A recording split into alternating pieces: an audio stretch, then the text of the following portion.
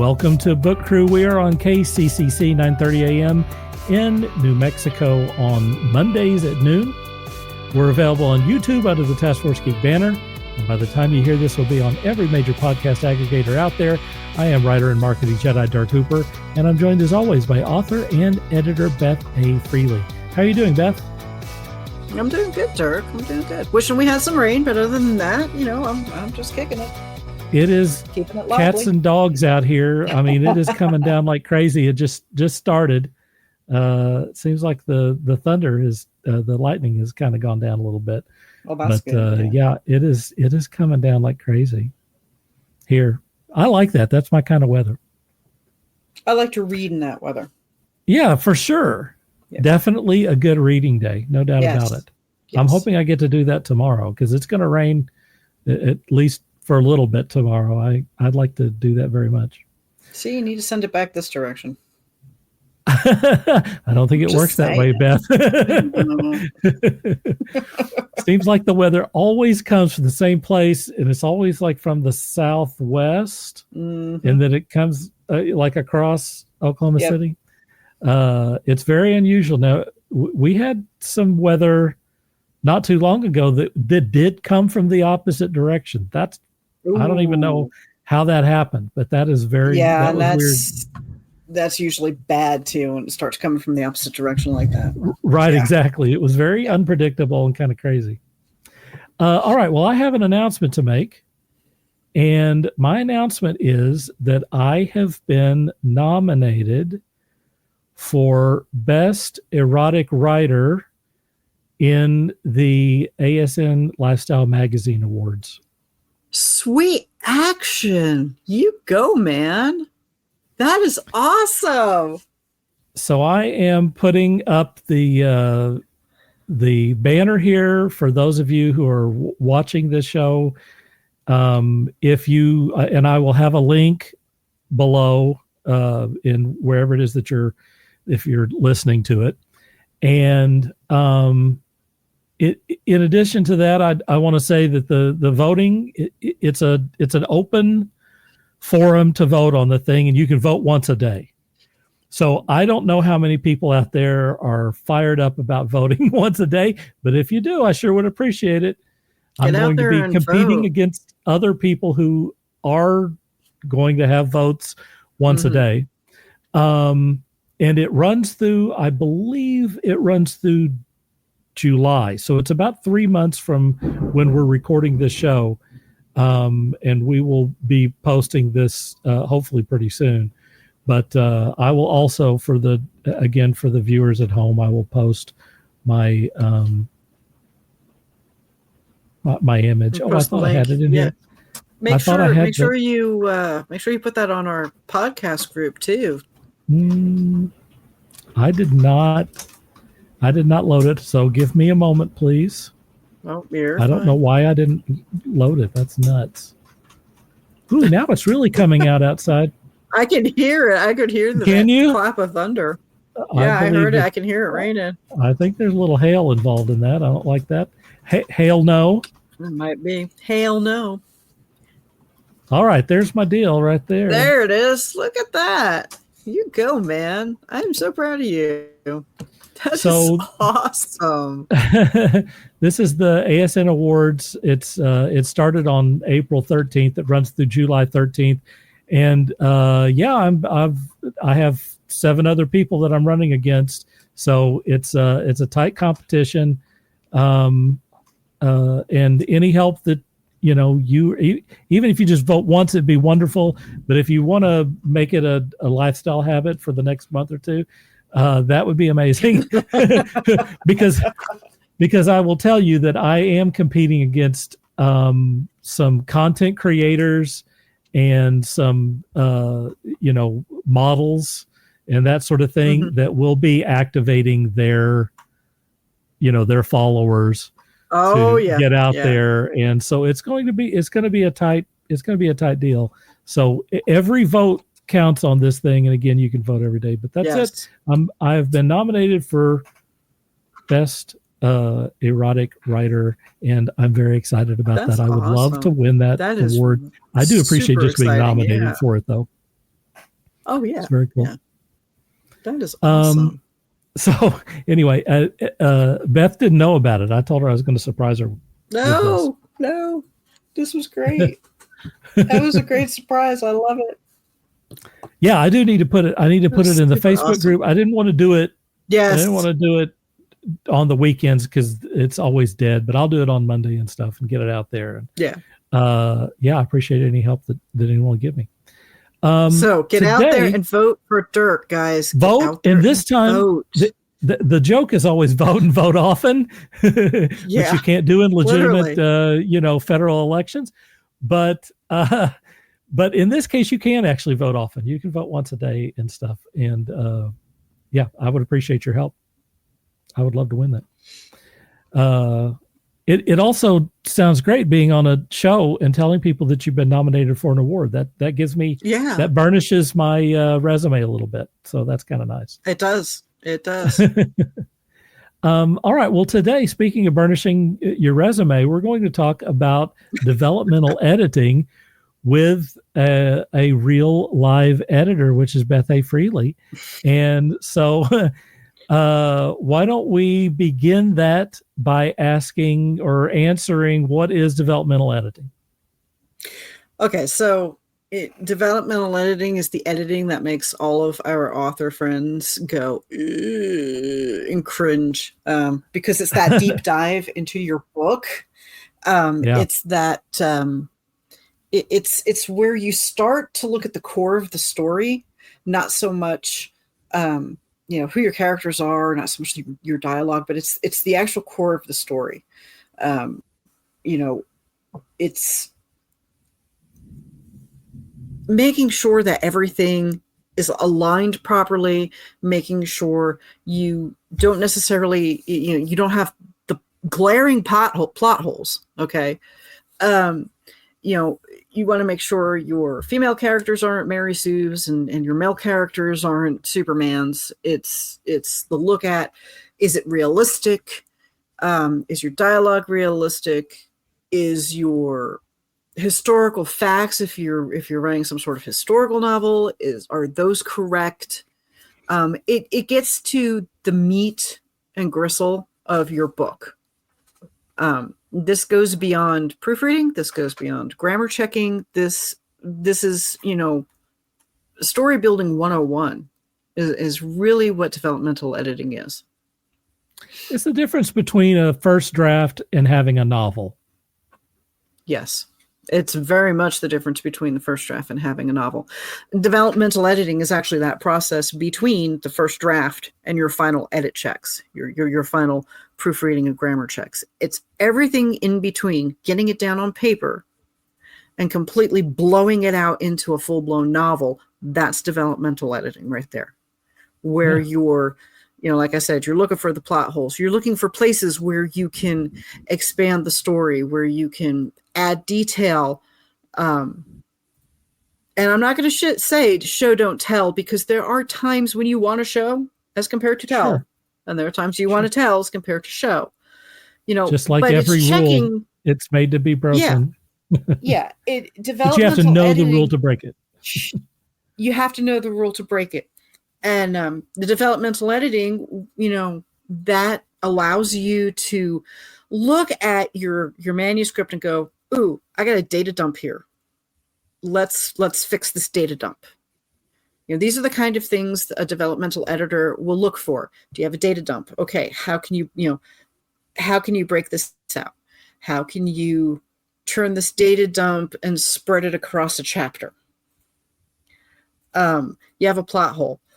How do I fix this plot hole?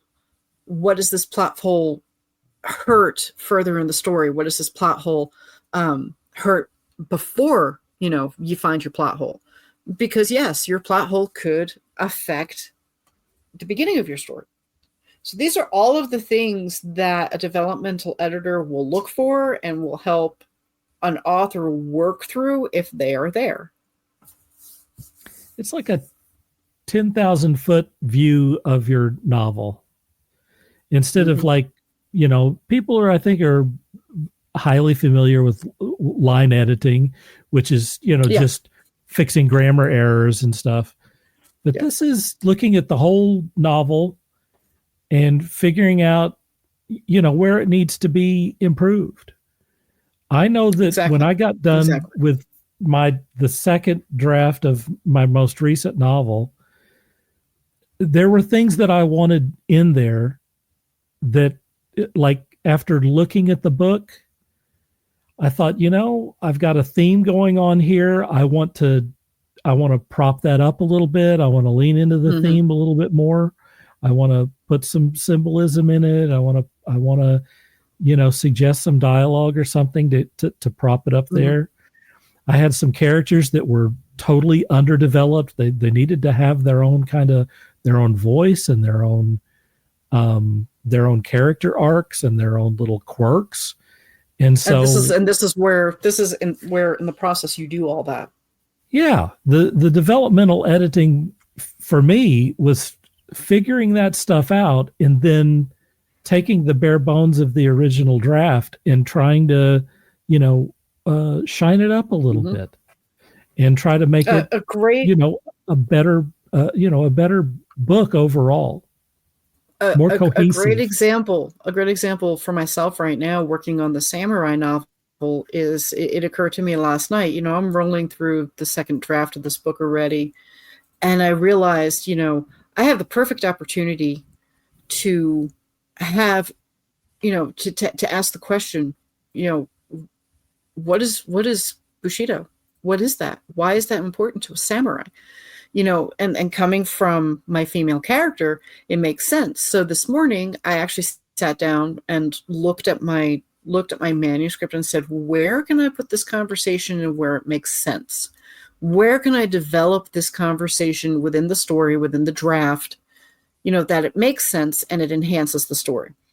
This is where developmental editing on both a macro and a micro level, when an author does it, whether they do it by themselves or whether they do it with the guidance of an editor, this is where you really start to see your story take shape in ways that you didn't expect. So it makes all the difference in the world. And I mean, honestly, if you can afford to have an editor, having someone help you through this process and come at it with fresh eyes, unbiased eyes, can be a great benefit to you. I realize that not everyone can afford to have an editor and that sort of thing. But if you can, having someone there who has never read your book and doesn't have a dog in the hunt, is definitely worth, the price of admission there, I think.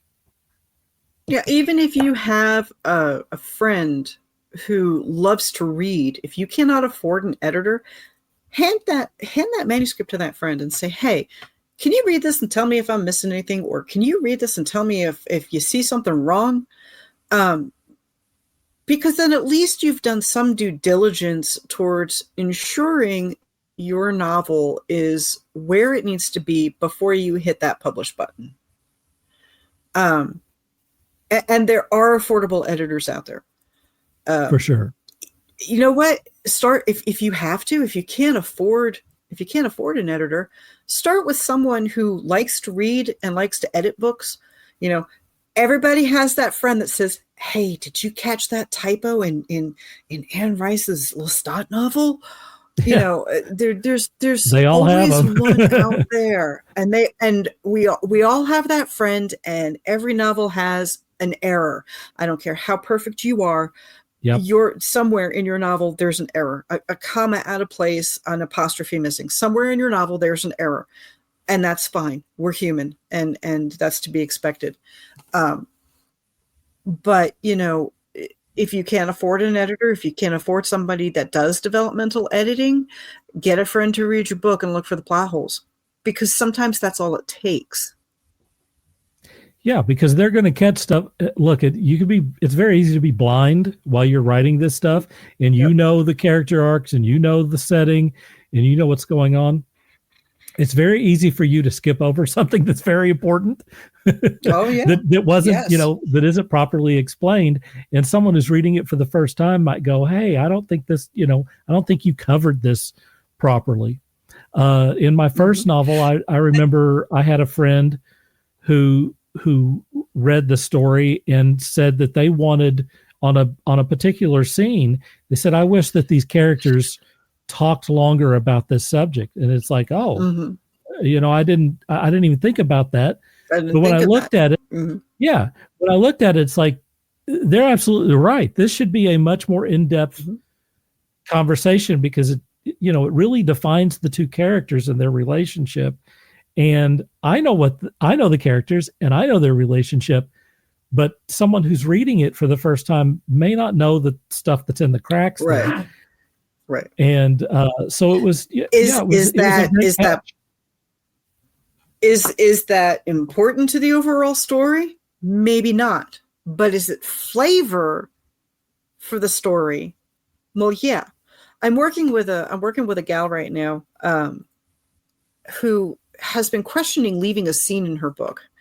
And I told her, I said, leave it be for now. I said, let me read the book. Let me edit it for you. Let me see if you want to leave this scene in, if it's important enough to leave in. And after reading, when I edit a book, I always read the book first. And then I go back and I do the developmental editing, and then I do the line editing and the grammar before I send it back to my author. I put a book through about 4 different stages when I edit for someone. And after reading the book, I told her, I said, don't take the scene out. I said, this scene gives the book color. I said, but it also gives your main character some interesting backstory that you have subconsciously used further in the book.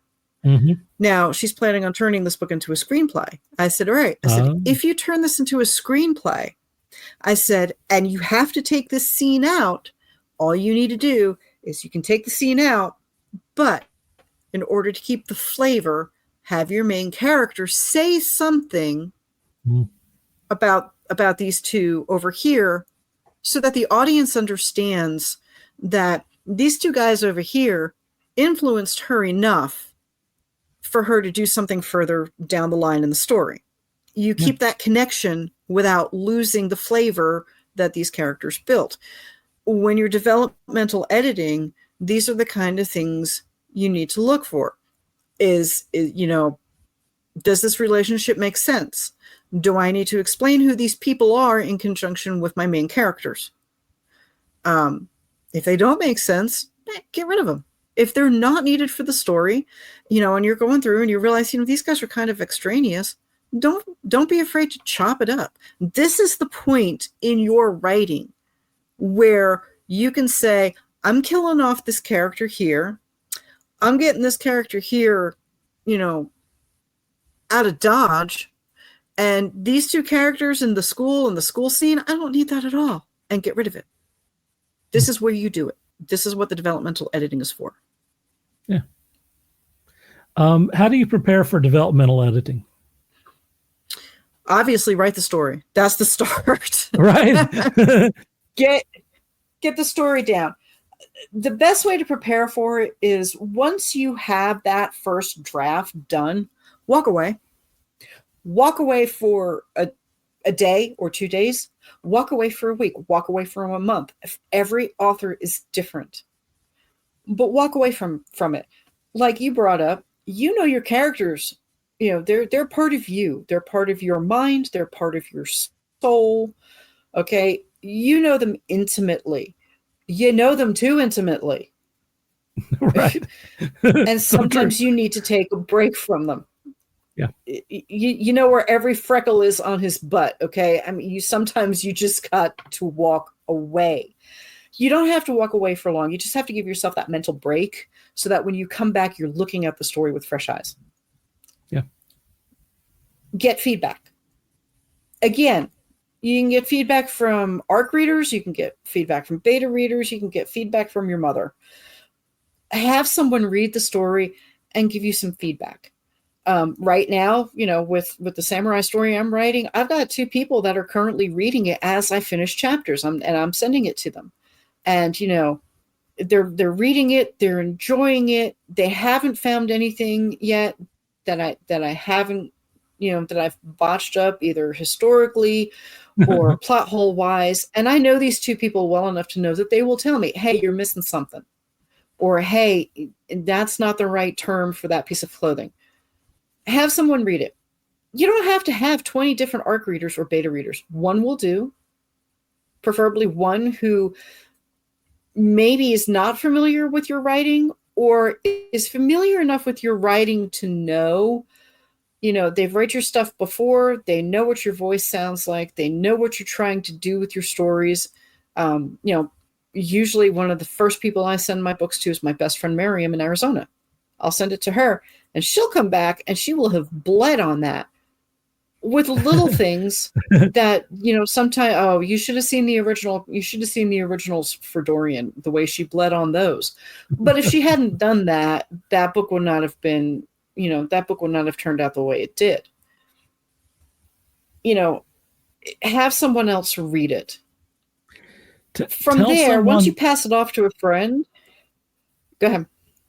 Tell someone if you are going to have someone read your book, tell them that it's okay that they be critical or picky, or that you want to hear. I mean, look, if they enjoy the book, obviously you want to hear that too. But, if they've got an issue with something, you don't have to use it, but it's valuable to you to hear something negative, because if they're having a problem with it, then, other readers will have that problem as well. Yeah. So, and try not to take it personally, like we usually do. Yeah, it's hard to take it personally, but as an editor, the very first thing I tell all of my authors is, I am not going to change the core of your story. I've had it done to me. There is no reason for it. This is your story. This is your vision. This is your voice. My job is to help you make it better. I'm never going to tell one of my authors, no, you can't have two love stories going in one book. I'm never going to tell my authors, you have to lessen this character. No, I've had it happen to me by an editor, and I dug my heels in for 9 years before that book ever came out, which, in case anybody's wondering, I'm talking about The Legend of Captain St. Pierre. Miriam and I co-wrote that book together. I had an editor say, no, you have to diminish one of the sisters' roles and she can't have a love story in the same book. And I said to her, why? Well, because it doesn't fit in the romance formula. That's what I was told. It doesn't fit in the romance formula. Well, diminishing the role of one sister, honey, ruins the entire book, especially when you're talking about twins. Right. 9 years. I dug my heels in 9 years. And when Miriam and I talked about going indie way back in 2015, it was the president of the company that came back and said, let me read the book. And basically told me, this editor, she was wrong. And I vowed that day that if I'm working with an author as an editor, I will never ask them to change their book to fit some sort of formula. I will sit here and I will micro and macro edit your book for you. I will sit here and tell you where you've got a plot hole, and I will give you suggestions how to fix it. But ultimately, that book is the author's vision, the author's voice, and they can take all the beta and ARC reader advice they want, or they can have as many people read it and turn around and go, I don't agree with any of this, and just ignore it all. I invite my authors to ignore any suggestion I make because it's theirs. That's where getting feedback's important. Whether the feedback's coming from your editor or from a friend or your mom, get some sort of feedback. Even if all the feedback you get is, when is this book coming out? I need it now. Because then you know you're onto something. Yeah. The next step, and this sounds so counterintuitive, but it actually works, is to turn around. You have a full manuscript in front of you. Write an outline. Outline your manuscript. Because if you can outline your manuscript from start to finish before it even gets to an editor, you can see where you're missing something, or you can see if you have a plot hole, or you'll be able to see right away that character A and character B don't mesh, and character A really needs to be with character E. Outlining your novel after you write it really highlights things that are missing or things that are problematic. And if you're a pantster, this is really a great way to make sure you've got all your ducks in a row. I think this is a really great advice. And I think that a lot of people don't even think about outlining the thing afterward. But outlining even if you have an outline beforehand and then you write the thing, it's probably going to vary. I've never written anything that hasn't been different, if not radically different, when I finally got the thing finished. And if you're the type of person, and most writers are not like this, but if you're the type of person that can do like a spreadsheet or something and can put like the characters along the top and then the chapters and then show the progression of their character arcs and, what's happening with different pieces of the plot, it can be very obvious if someone is underdeveloped. If you have it all laid out in front of you, it's very easy to catch something. It's like, wait a minute, this character went from A to Z, but there's nothing in between, in the book. So I need to fill some of those things in, to make the character development stronger.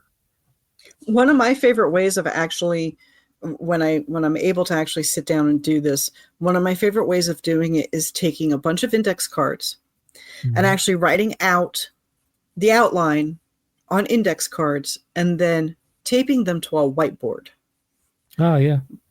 If you have a long enough whiteboard or a big enough whiteboard, you can actually, you can see it and visualize it. And one, that does show where you have some holes.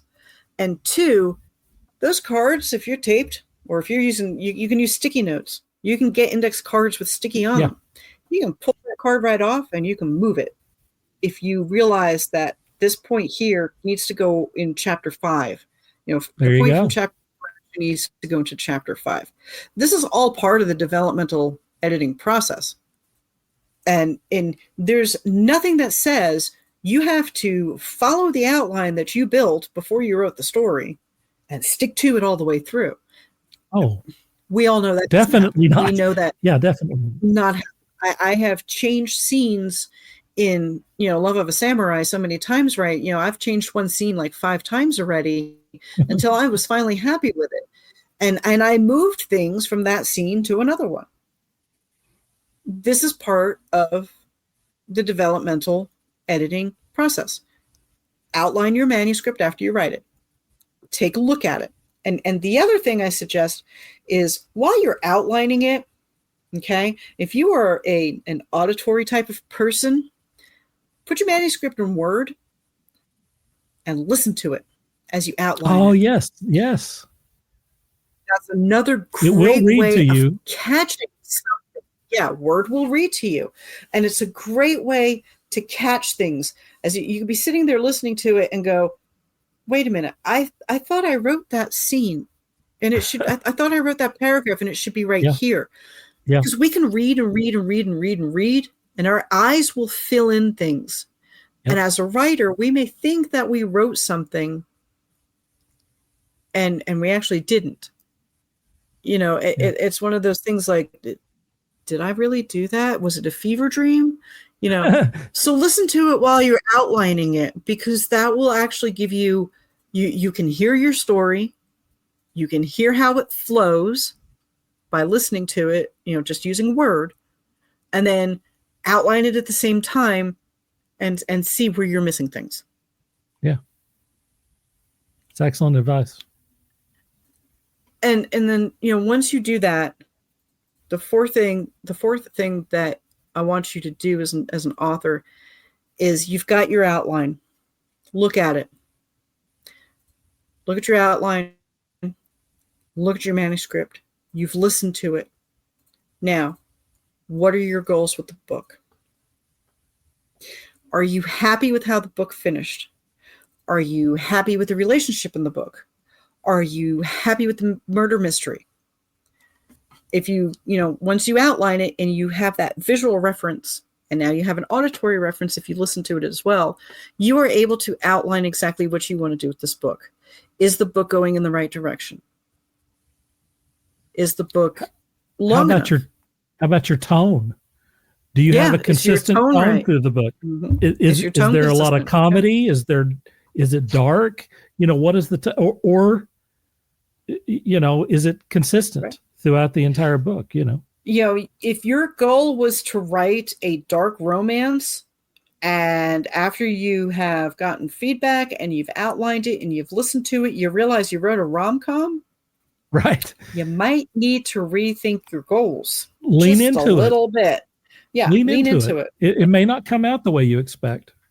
They never do. Yeah, don't expect to ever come out the way you originally planned it, because it's never going to happen.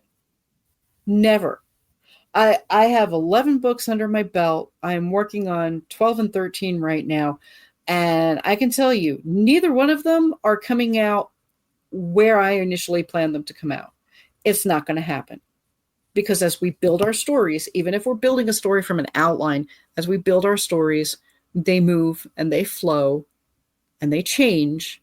And that's why when you're in that developmental editing phase, that second outline after you finish the initial manuscript, you make that second outline, you can take that and compare it with your first outline and see where your story has morphed, and then be able to identify the goals and what you were hoping to really accomplish with the book.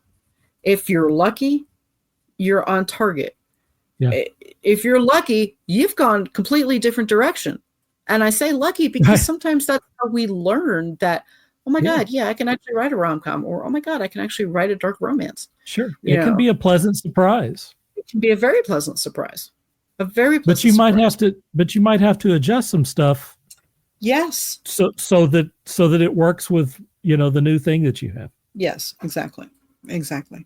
And then, of course, brace yourself.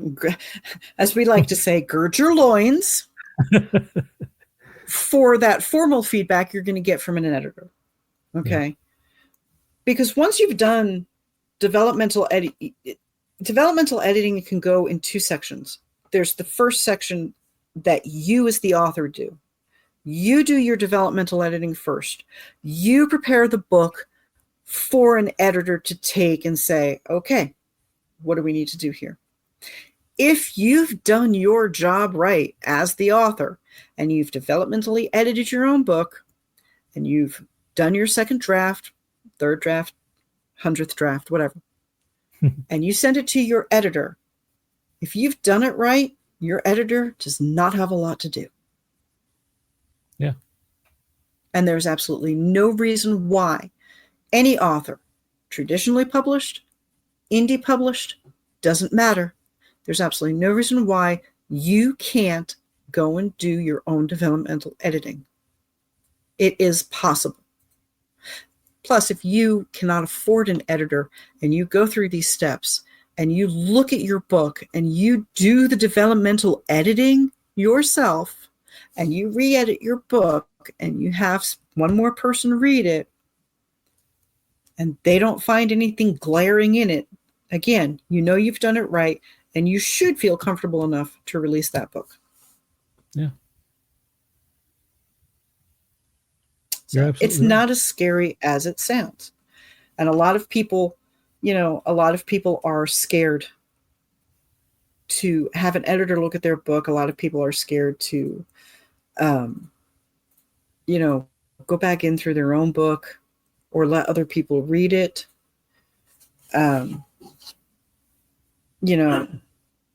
You can go into the developmental editing phase of your book with a checklist of things you want to look for. And that's something I highly recommend. At That's the a great bare idea. minimum, make sure your cover the plot is bases. engaging and well-paced. Yeah, make sure the plot's engaging and well-paced. Make sure you don't have any plot holes or inconsistencies. Make sure your characters have clear motivations and goals. Make sure your relationships are believable. Make sure your setting is immersive, and make sure your dialogue is natural. If you do nothing more than look for those items in your book and do it, through the lens of a developmental editor, even if you are your own developmental editor, if you just take those bare minimums right there, you will be in a better place with your book than when you started. Yeah, for sure.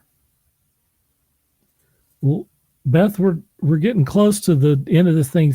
These things go so doggone quick. They do. I want to say a few things for people who are listening to this, and realize that even if you've been doing this for a while, it may be very difficult for you to do your own developmental editing. And some people may feel uncomfortable, like they don't really know, what to look for, or they may feel like they're too close to it or something. Beth does developmental editing, and she's got a master's degree in English, and she has many years of experience as both a traditional and published author. So she's been on both ends of this. She's had editors tell her stupid stuff and good stuff. And, she's also helped a lot of people over the years.